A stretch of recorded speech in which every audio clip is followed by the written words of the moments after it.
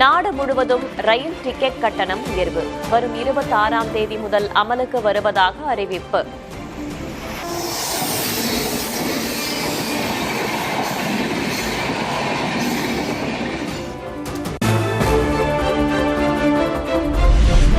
ரயில் கட்டண உயர்வு மூலம் 600 கோடி ரூபாய் கூடுதல் வருவாய் கிடைக்கும். 500 கிலோமீட்டர் பயணத்திற்கு 10 ரூபாய் மட்டுமே கட்டணம் உயர்த்தப்பட்டுள்ளதாக ரயில்வே விளக்கம்.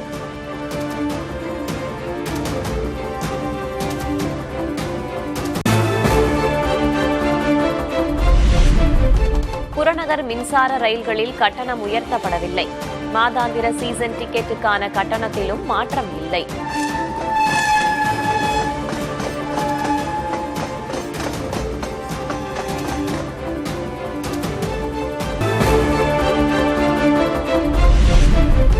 பயண கட்டணத்தை உயர்த்துவதற்கு ஏற்ப வசதிகளையும் மேம்படுத்த வேண்டும். இந்திய ரயில்வேக்கு ரயில் பயணிகள் கோரிக்கை.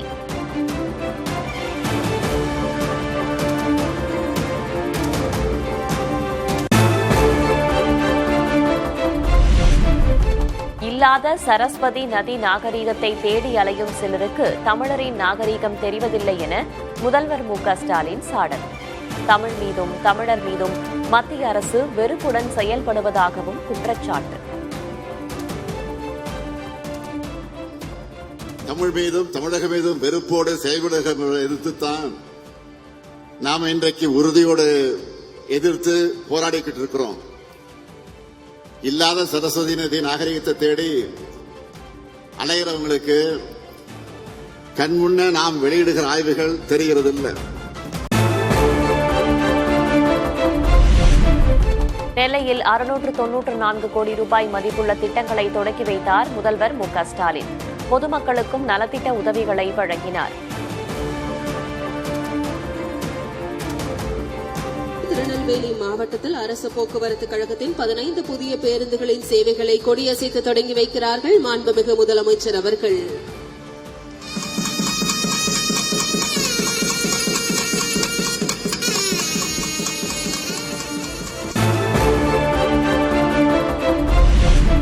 திருநெல்வேலியில் காயிதே மில்லத் பெயரில் பிரம்மாண்ட நூலகம் கட்டுவதற்கு அடிக்கல்.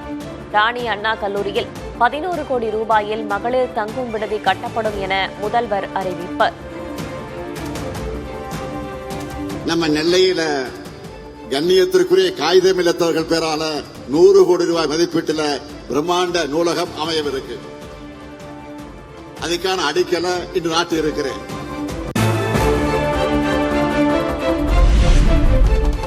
ஊழல் உள்ளிட்ட பிரச்சினைகளில் தான் தமிழகம் முதலிடம் வகிக்கிறது. அதிமுக முன்னாள் அமைச்சர் ஆர்.பி. உதயகுமார் விமர்சனம்.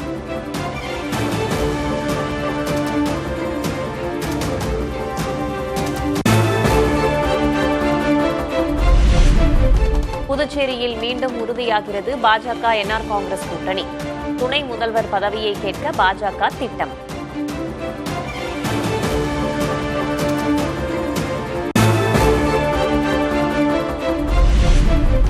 பணப்பரிமாற்றம் நடந்திருந்தால் தானே சட்டவிரோதம் அரங்கேற்றப்பட்டிருக்கும் என ப. சிதம்பரம் கேள்வி. நேஷனல் ஹெரால்ட் வழக்கை வைத்து காங்கிரசுக்கு எதிரான பிம்பம் உருவாக்கப்பட்டதாகவும் குற்றச்சாட்டு.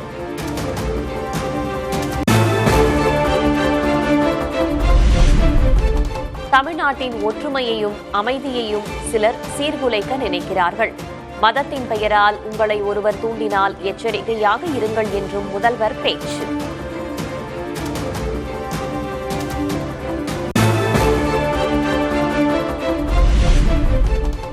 கிறிஸ்துமஸ் விழா போன்று தைப்பூச விழாவில் முதல்வர் மு.க.ஸ்டாலின் பங்கேற்பாரா என்று பாஜக மகளிர் அணி தலைவர் வானதி சீனிவாசன் கேள்வி. கிறிஸ்துமஸ் விழாவில் திமுகவின் ஓட்டுப்பசியை முதல்வர் வெளிப்படுத்தியுள்ளதாகவும் குற்றச்சாட்டு.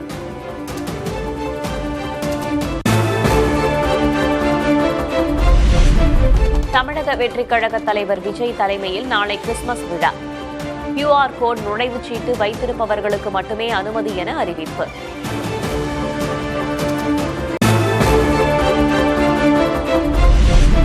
திருவண்ணாமலையில் திமுக இளைஞரணி நிர்வாகிகள் சந்திப்பின் போது கைது செய்யப்பட்ட விவசாயிகள் விடுவிப்பு. போராட்டம் அறிவித்ததால் முன்னெச்சரிக்கையாக 23 விவசாயிகள் கைது செய்யப்பட்டிருந்தனர்.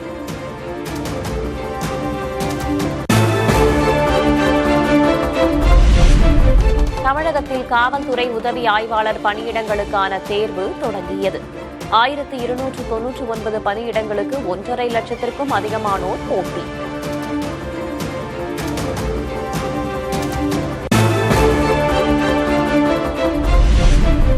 சென்னை அடையாறு மந்தைவெளி சாலையில் திடீர் பள்ளம், கடும் போக்குவரத்து நெரிசல், நீண்ட வரிசையில் காத்திருக்கும் வாகனங்கள்.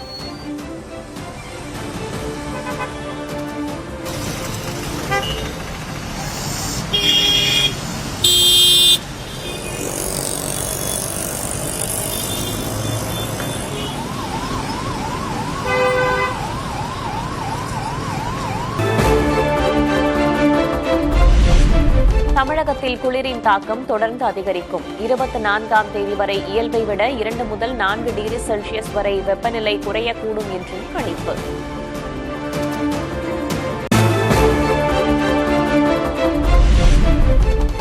நீலகிரி மாவட்டத்திற்கு உறைபனி எச்சரிக்கை. அதிகாலை வேளையில் உறைபனி நிலவும் என கணிப்பு.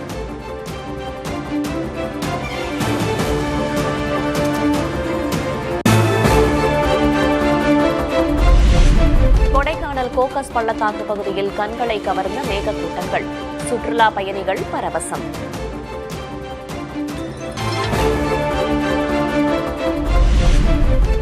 உத்தரப்பிரதேச மாநிலத்தின் 40 மாவட்டங்களில் கடும் பனிமூட்டம். வாரணாசி, அயோத்தி உள்ளிட்ட நகரங்களிலும் இயல்பு வாழ்க்கை பாதிப்பு.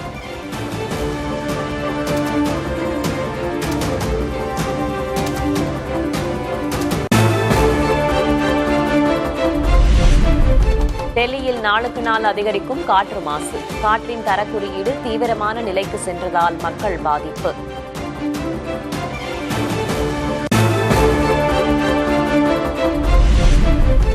பழம்பெருமையில் தேங்கிடாமல் இன்னும் உயர்ந்து முன் செல்லடா என நம்மை உந்தித் தள்ளும் ஊக்க மருந்தாக பொருணை அருங்காட்சியகம் அமையும்.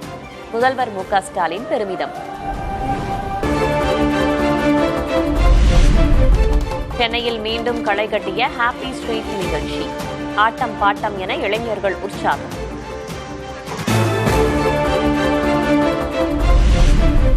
₹30,000 வழங்கப்படும் என சமூக வலைதளங்களில் பரவும் போலி விளம்பரம்.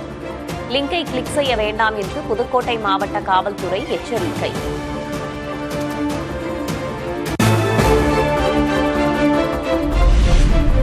கேக் தயாரிக்கும் பேக்கரிகளில் தீவிர ஆய்வு மேற்கொள்ள உணவு பாதுகாப்புத்துறை உத்தரவு.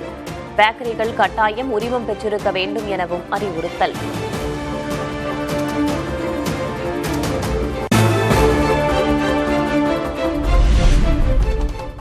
கிறிஸ்துமஸ் பண்டிகையை முன்னிட்டு சந்தைகளில் குவிந்துள்ள அலங்கார பொருட்கள், கண்களை பறிக்கும் LED நட்சத்திரங்கள்.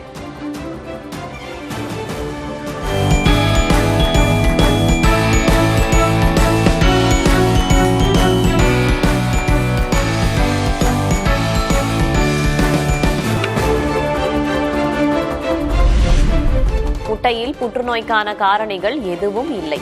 உணவு பாதுகாப்பு மற்றும் தர நிர்ணய ஆணையம் அறிவிப்பு.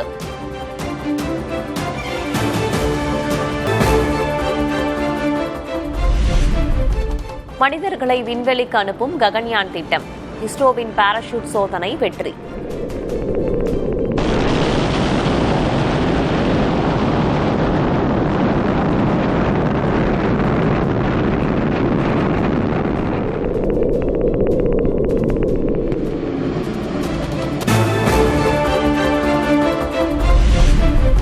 பல்கேரியாவில் களை கட்டும் கிறிஸ்துமஸ் கொண்டாட்டம். பார்வையாளர்களை கவர்ந்த சாண்டா கிளாஸ் பைக் பேரணி.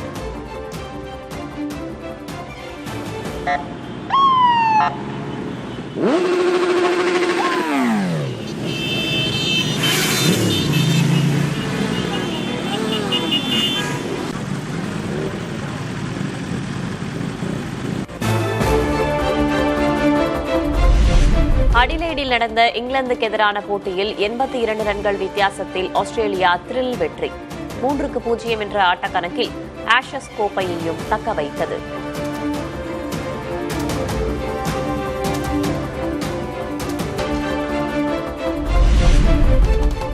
கொடைக்கானலில் உறைபனியின் தாக்கம் நாளுக்கு நாள் அதிகரிப்பு. சதுப்பு நில பகுதிகளில் 2 டிகிரி செல்சியஸ் வெப்பநிலை பதிவு.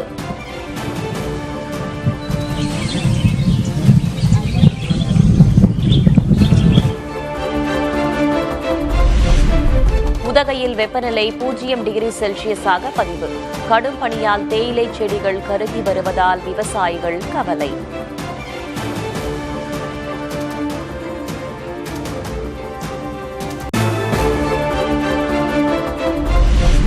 விடுமுறை தினத்தையொட்டி குற்றாலம் சுருளி அருவிகளில் குளிக்க குவிந்த சுற்றுலா பயணிகள். ஆர்ப்பரித்து கொட்டும் அருவியில் ஆனந்தமாக குளித்து மகிழ்ச்சி.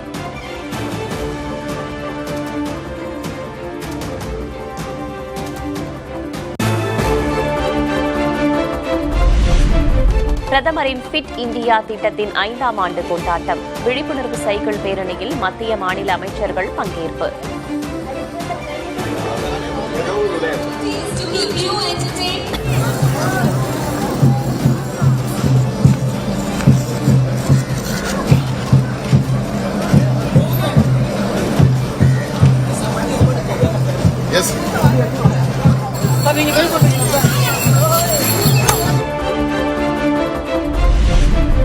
உளுந்தூர்பேட்டை சுங்கச்சாவடியில் கடும் போக்குவரத்து நெரிசல். விடுமுறை முடிந்து சொந்த ஊர் திரும்புவதால் 2 கிலோமீட்டர் தூரத்திற்கு அணிவகுத்து நின்ற வாகனங்கள்.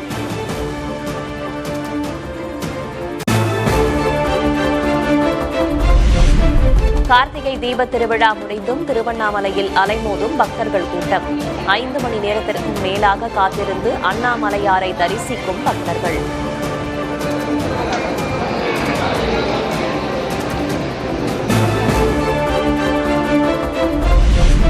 திருச்செந்தூர் முருகன் கோவிலில் ஆயிரக்கணக்கான பக்தர்கள் வழிபாடு. அனைத்து கட்டண வரிசைகளிலும் கூட்டம் அதிகரிப்பு.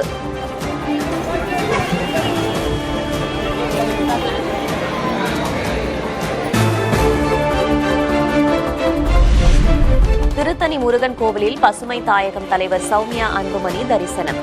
விஐபி கேட் வழியாக செல்ல அனுமதி மறுத்ததால் கோவில் ஊழியர்களுடன் பாமகவினர் வாக்குவாதம்.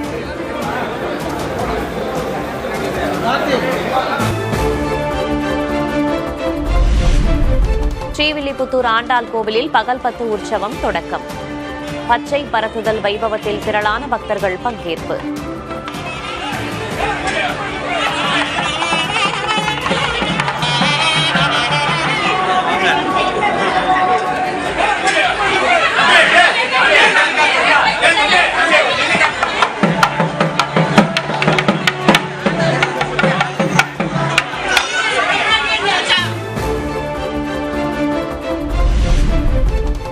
பின்னில் ஏவப்படும் ப்ளூ பேர்ட் செயற்கைக்கோள்.